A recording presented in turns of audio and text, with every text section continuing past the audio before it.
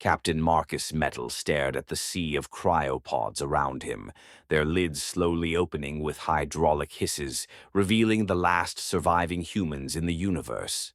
800,000 years ago, the Arcturians had unleashed their wrath upon mankind, obliterating Earth and slaughtering billions without mercy. Metal still tasted bitterness in his throat as he reviewed the historic records again. Towns dissolved into ash under Arcturian particle beams, continents shattered by kinetic strikes. The scattered remnants of humanity fled into space, only to be hunted down vessel by vessel.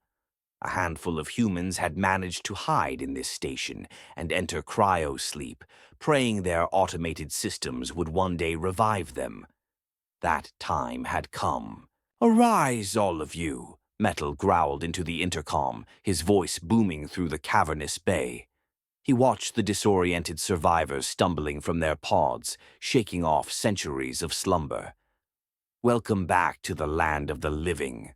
I won't sugarcoat it. We are the last of our kind. The Arcturians slaughtered every other man, woman, and child, and reduced our homeworld to molten slag. They think their genocide is complete, leaving no human to challenge them. That arrogance will be their downfall." Metal gestured to the far wall, where an assembly of robotic armatures awaited, glistening transhuman bodies suspended from each one. "These new bodies will make us faster, stronger, smarter than ever before." He pointed to the viewport, where rank after rank of warships stood ready in their berths, weapon arrays thrumming with energy.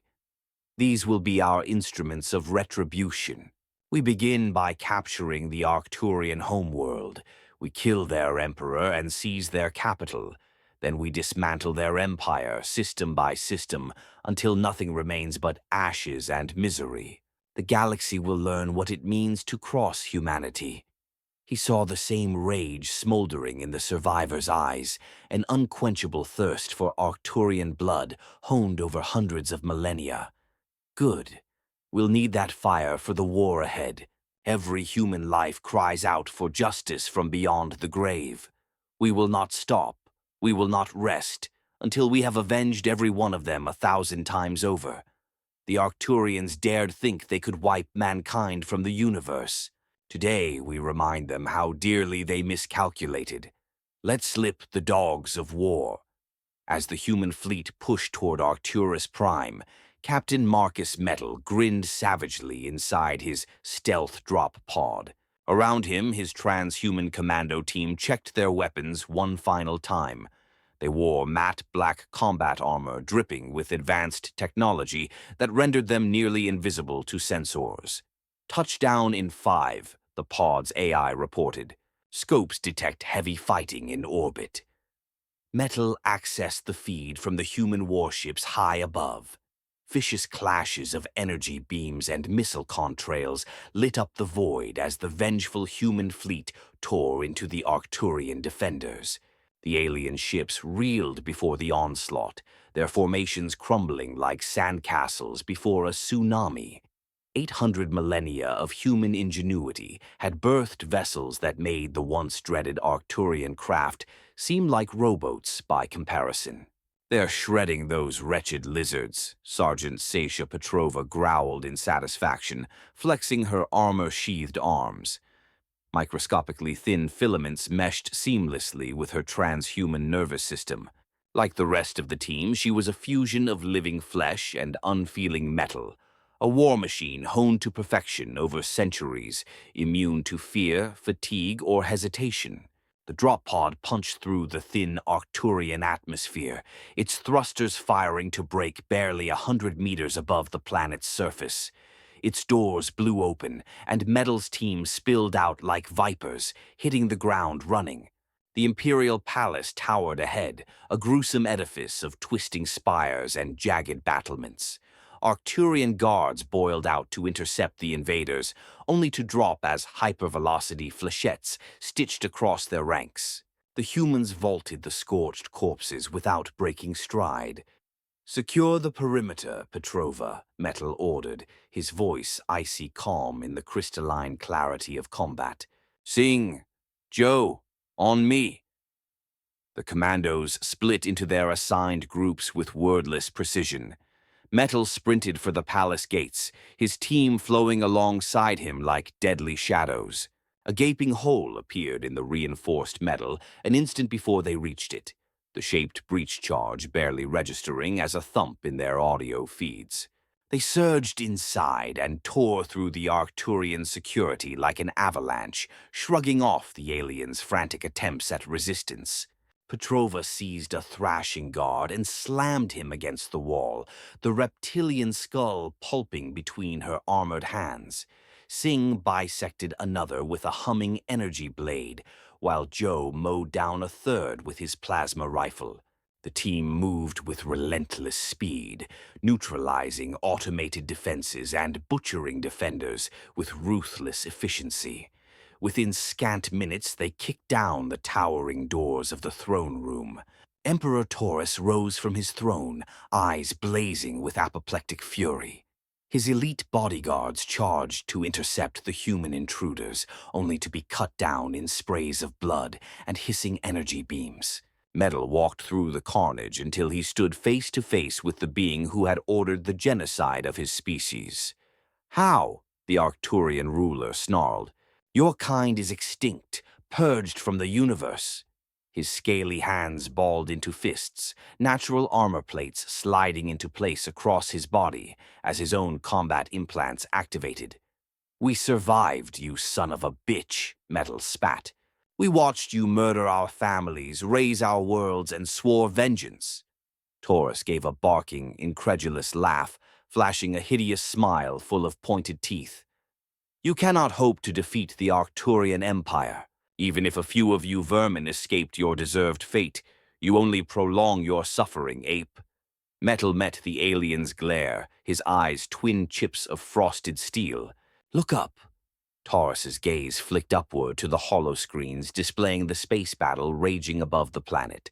The Emperor's eyes widened as he beheld the shattered ruins of his proud war fleet drifting and burning before the rampant human onslaught. The palace shook, distant thunderclaps echoing from anti-ship batteries and aerospace fighters dueling in the skies over the capital. The Arcturian forces, so confident in their unquestioned supremacy, crumbled like dry leaves before the human assault. "Your empire is already dead," Metal told Taurus softly, a universe of cold hatred simmering behind each syllable. "You just don't know it yet." With a wordless howl of rage, the Emperor lunged for the human captain's throat. They met in a blur of slashing metal and hammering fists. Taurus was fast, strong, a product of the finest combat genetics the Arcturian species could muster. But no force in the universe could match a man who had spent 800 millennia honing himself into a weapon for this sole purpose. Metal wove between the Emperor's blows, armor plates along his forearms, deflecting strikes that could have pulped concrete. He retaliated with ruthless precision, his gauntleted fists cracking the alien's exoskeleton and driving the wind from his lungs. Taurus staggered backward, his face a mask of disbelief and fury. "What are you?" he hissed. Metal smiled a wolf's smile, his eyes lit from within by the righteous fury of all mankind. "Your judgment." His next blow took Taurus under the jaw, snapping the tyrant's head back and sending him sprawling on the palace floor. Metal pinned him in place with an armored boot, then reached down and closed his hand around the Arcturian's neck. The Emperor thrashed, clawing at the human's wrist. Metal tightened his grip inexorably, servos in his armor whining. Taurus's struggles weakened, his eyes bulging, until he fell limp in the human's grasp. Metal let the body drop, an unfathomable burden seeming to lift from his shoulders. He drew himself to his full height and looked across the throne room to Singh, Petrova, and Joe. Mirrored in each of his soldiers' eyes was the fire of a vengeance long denied, now finally sated. He activated his comlink. "All units, this is Metal. Taurus is down. Arcturus Prime is ours. Broadcast general surrender demands to all Arcturian forces, effective immediately." As his words crackled across the planetary networks, the human captain looked to the stars visible through the throne room's shattered transparisteel dome. Out there, the rest of the Arcturian dominion awaited, still dripping with the blood of mankind's near extinction. All ships, prepare for counterattack. Order, code retribution, Metal declared, a savage smile tugging at his lips. We've got an empire to dismantle. As the echoes of war faded, Captain Marcus Metal stood in the ruins of the Arcturian throne room, bodies of alien defenders littering the ground, a testament to the fury of humanity's vengeance. Metal tapped his communicator. This is Metal. Begin Operation Phoenix. Within hours, human forces swarmed through the Arcturian capital, soldiers securing key buildings and infrastructure while technicians pored over alien databases. Metal appointed his most trusted officers to oversee the transition. Colonel Sarah Chen took charge of planetary defense, her resolute expression evaluating Arcturian weapon placements. Major Dmitry Volkov headed intelligence gathering, his team cracking encrypted files around the clock. As Metal strode through the conquered city, an aide rushed up. "Sir, we found something in the palace sublevels. You need to see this." Deep below the ornate halls of Arcturian power, Metal discovered a nightmare. Sterile white corridors stretched for kilometers, lined with containment cells and laboratories. Alien bodies floated in tanks of viscous fluid, limbs twisted by cybernetic implants. Operating theaters stood ready, cruel instruments arrayed on gleaming trays. "My God," Metal breathed. "What were they doing down here?" A whimper drew his attention. In a nearby cell, a figure huddled in the corner. As Metal approached, he saw the prisoner was no Arcturian. Impossibly thin limbs, pale blue skin, 4 multifaceted eyes. This was Azarian, a species Metal had believed wiped out centuries ago. "It's all right," Metal said softly. "We're here to help. What's your name?" The alien's eyes darted fearfully. "Zorn," he stammered. "Are you human?" Metal nodded. "I'm Captain Marcus Metal. The Arcturian Empire has fallen. You're free now." Zorn's eyes widened. Truly, after so long. He stumbled as he tried to stand, muscles atrophied from captivity. As medics tended to Zorn, the Zirian poured out his tale. His people had been imprisoned in secret Arcturian labs across the galaxy, subjected to horrific experiments. "Please," Zorn begged, "you must help the others. So many still suffer." Metal's brows furrowed. He'd come seeking vengeance for humanity, but now a greater purpose called. He turned to his XO, Commander Jack Novak. "Jack, I need you to lead a mission. Find those labs, free the prisoners." Novak nodded grimly. "Consider it done, sir." As Novak's team prepped for their rescue op, an encrypted transmission came through. The sender claimed to be an Arcturian scientist named Zolar, offering intel on the secret labs. Novak frowned. "Smells like a trap." But Zorn perked up at the name. "Zolar helped some of us escape. If he's reached out, we can trust him." Novak weighed the risks, then made his call. "All right, we'll meet this Zolar, but on our terms. Prep a strike team. If this goes south, I want to be ready." Back on Arcturus Prime, Metal delved deeper into the captured databases. His blood ran cold as he uncovered mentions of an Arcturian superweapon, a star killer that could annihilate entire systems. "Chen, Volkov," he barked. "New priority. Find me everything on this doomsday device. We need to secure it before anyone else can." As his team scrambled to action, Metal stared out at the alien cityscape. They had come so far, but the true war was only beginning. Humanity's rebirth would bring freedom to the galaxy, or doom it forever. Captain Metal hunched over the holo display, his eyes scanning the data streams pouring in from intelligence teams across the sector. The fallen Arcturian databases were a goldmine of information, but finding the Doomsday weapon among terabytes of encrypted files was like searching for a needle in a haystack. "Sir, we've got something," Lieutenant Ramos called out, her fingers flying over the console. "Anomalous energy readings on Kilseth. They match the theoretical output of the weapon." Metal leaned in, studying the readouts. "Good work. Prep a strike team. We move in 1 hour." As his forces prepared, Commander Novak's team was light years away on Zethor. The neutral moon's surface was a pockmarked wasteland, perfect for clandestine meetings. Novak's grip tightened on his rifle as an Arcturian figure emerged from the shadows of a nearby crater. "Dr. Zolar, I presume," Novak said, his voice tense. The Arcturian scientist nodded, his reptilian features unreadable. "I have what you need," he said, producing a data crystal. "Locations of research facilities, prisoner manifests, security protocols, everything." Novak took the crystal, slotting it into his armor systems for analysis. As the data streamed across his HUD, his mind raced. "My God, there are dozens of these facilities." "Many more," Zolar hissed. "You must act quickly."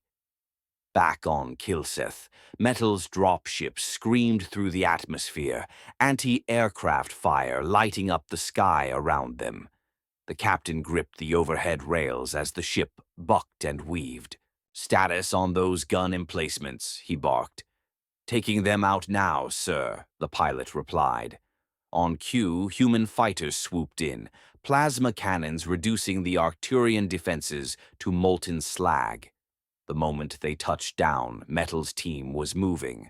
They fought through the facility's outer defenses, transhuman reflexes and advanced weaponry, carving through the Arcturian troops. Metal kicked down the final blast door, revealing the central chamber. The Doomsday weapon dominated the room, a massive pulsing orb of energy, suspended in a lattice of alien technology.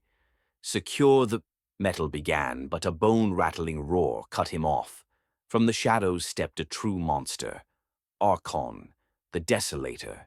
The Arcturian juggernaut towered over them, cybernetic implants bulging beneath scaly hide. His eyes blazed with hate. "You will not touch the Emperor's prize," Archon growled. Metal raised his rifle. "We'll see about that." What followed was a battle that would be whispered about in awe for generations. Metal and Archon clashed in a blur of superhuman speed and power. The captain's armor crumpled under blows that could shatter tank armor, but he gave as good as he got. Across the galaxy, Novak's team breached the volcanic research facility on Delx. They fought through waves of security drones, the acrid stench of sulfur filling their lungs. "We've got life signs," Sergeant Wu called out. "Hundreds of them." They found the prisoners in stasis pods, emaciated figures from a dozen species. Among them were the unmistakable forms of Xerian royalty, their bioluminescent skin dimmed by captivity. As Novak's team worked to free the prisoners, alarms blared. "More drones incoming," Private Chen shouted. "Hold the line," Novak ordered. "Evac's on the way. We just need to buy time." Back on Kilseth, Metal finally gained the upper hand against Archon. With a final devastating combination of blows, he sent the juggernaut crashing to the floor. Panting, Metal staggered toward the Doomsday weapon's controls, but a shrill alarm stopped him cold. "What the hell?" he muttered, scanning the readouts. His eyes widened. "It's going critical. Everyone out, now!" They barely made it clear before the facility erupted in a cataclysmic blast, the unstable weapon tearing itself apart. Days later, on the liberated world of Zephyr, Metal stood before an assembly of humans and aliens. Xarians stood alongside members of the Givek and Ruin species, all united in their hatred of Arcturian oppression. A Xarian chief stepped forward, bowing deeply. "You have our eternal gratitude, Captain Metal. The Xarian people stand ready to join your fight." Similar pledges came from the Gavek and Ruin representatives. Metal nodded solemnly, feeling the weight of their trust. But as alliances were forged, a new threat loomed. Intelligence reports mentioned Arcturian loyalists rallying behind a new figurehead, a self-proclaimed emperor vowing vengeance against humanity. Metal turned to Novak, his expression grim. "Looks like our work isn't done yet, old friend." Novak nodded. "Never is. What's the play?" "We take the fight to them," Metal said, his voice hard. "Before they have a chance to regroup. Prep the fleet. We're going hunting." Metal hunched over the holo display, his eyes scanning the intel gathered from the captured Arcturian databases. The faces of his human and alien strike force gathered around him, their expressions grim and focused. "We've got a location," Metal announced, zooming in on a desolate, rust-colored planet. "Gofei, our target, Zodak, has holed up in an abandoned refinery complex with his loyalists." The team's Xerian scout, Zorn, leaned forward, his four eyes blinking rapidly. "Gofei's atmosphere is highly corrosive. Our standard equipment won't last long out there." Metal nodded, his expression resolute. "We'll need to move fast, in and out before our gear fails."